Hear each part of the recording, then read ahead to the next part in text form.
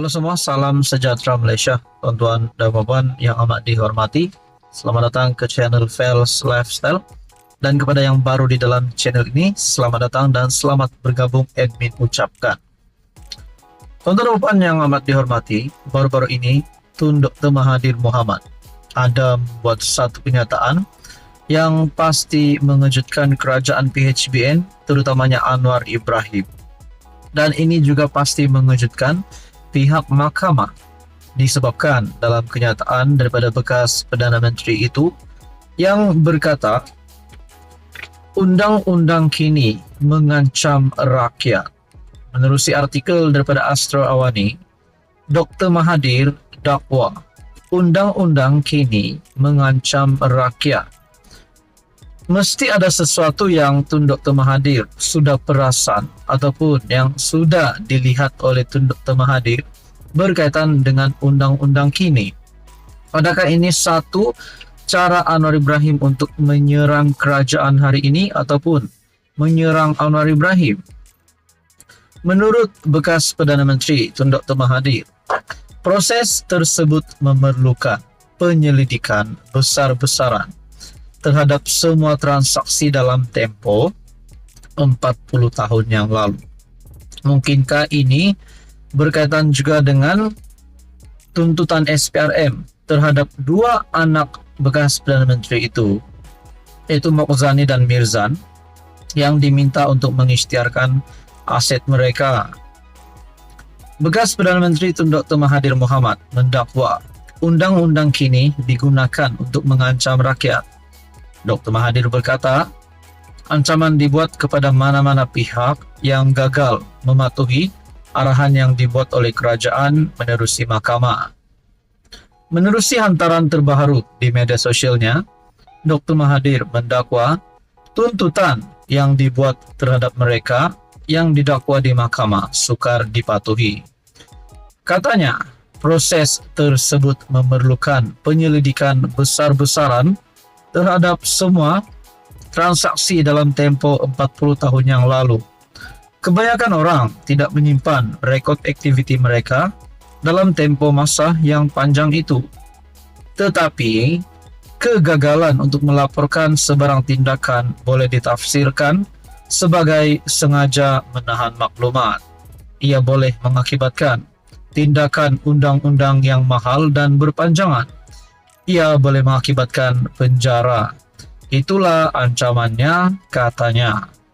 Mahathir yang kecundang pada PRU ke-15 di kerusi Parlimen Langkawi mendakwa apabila undang-undang digunakan untuk mengancam rakyat, ia menjadi zalim. Nah, akhirnya saudara-saudara, Tun Dr. Mahathir telah membuat pengakuan ini. Bahkan yang mengejutkan, menurut Tun Mahathir, ia boleh mengakibatkan tindakan undang-undang yang mahal dan berpanjangan. Ia boleh mengakibatkan penjara. Itulah ancamannya. Adakah dengan ini Tun Dr. Mahathir Mohamad secara tidak sengaja telah membocorkan bahawa sekiranya kedua anaknya gagal untuk mengisytiharkan aset, mereka boleh sehingga dipenjarakan. Semua itu menjadi persoalannya. Tapi diingatkan juga melalui artikel ini, Mahathir yang kecundang pada pilihan raya umum ke-15 di kerusi Parlimen Langkawi mendakwa apabila undang-undang digunakan untuk mengancam rakyat, ia menjadi zalim. Apa komen Anda berkaitan dengan isu ini? Sekian saja, teruskan bersama di dalam channel ini. Halo semua, salam sejahtera Malaysia. Selamat datang ke channel Fels Lifestyle. Tuan-tuan dan puan yang amat dihormati, tidak lama lagi akan ada pilihan raya kecil Kuala Kubu Baharu. Nah, sudah pasti yang menjadi persoalannya di dalam kerajaan gabungan hari ini, kerajaan perpaduan pimpinan Anwar Ibrahim bersama-sama dengan Pakatan Harapan dan gabungan Barisan Nasional serta parti-parti di Sarawak dan Sabah, dan ada lagi pihak yang lain. Nah, saudara-saudara, siapakah yang bakal menjadi calon bagi pilihan raya kecil Kuala Kubu Baharu, calon oleh kerajaan perpaduan? Saya mendapat maklumat daripada artikel Malaysia Kini, calon KKB sudah disenarai pendek. Sesiapa saja boleh dipertimbang menurut Locke ataupun Anthony Locke. Kuala Kubu Baharu PRK akan diadakan pada 11 Mei ini. Kata Setiausaha Agung Parti Anthony Locke, DAP belum lagi memutuskan calon. Namun katanya beberapa calon telah disenarai pendek. Kita belum tentukan lagi, calon nanti akan dibincangkan. Kita ada beberapa calon sudah disenarai pendek, katanya kepada pemberita di peringatan ulang tahun kematian ke-10 Karpal Singh malam tadi. Artikel pada 18 April. Namun saudara-saudara, saya juga melihat daripada satu analisis daripada seorang pensyarah sains politik UUD Universiti Sains Malaysia, Profesor Ahmad Fauzi Abdul Hamid menjelaskan Putrajaya tidak boleh terus hanya bergantung pada sokongan bukan Melayu. Kerajaan perpaduan harus memikirkan formula tertentu bagi memanfaatkan Ketua Pemuda UMNO Malaysia Akmal Saleh agar mereka dapat menarik semula sokongan pengundi Melayu dalam pilihan raya kecil PRK DUN Kuala Kubu Baharu pada 11 Mei ini. Penganalisis ini sudah menyebut nama Ketua Pemuda UMNO Malaysia Akmal Saleh agar mereka dapat menarik semula sokongan pengundi Melayu dalam PRK akan datang ini.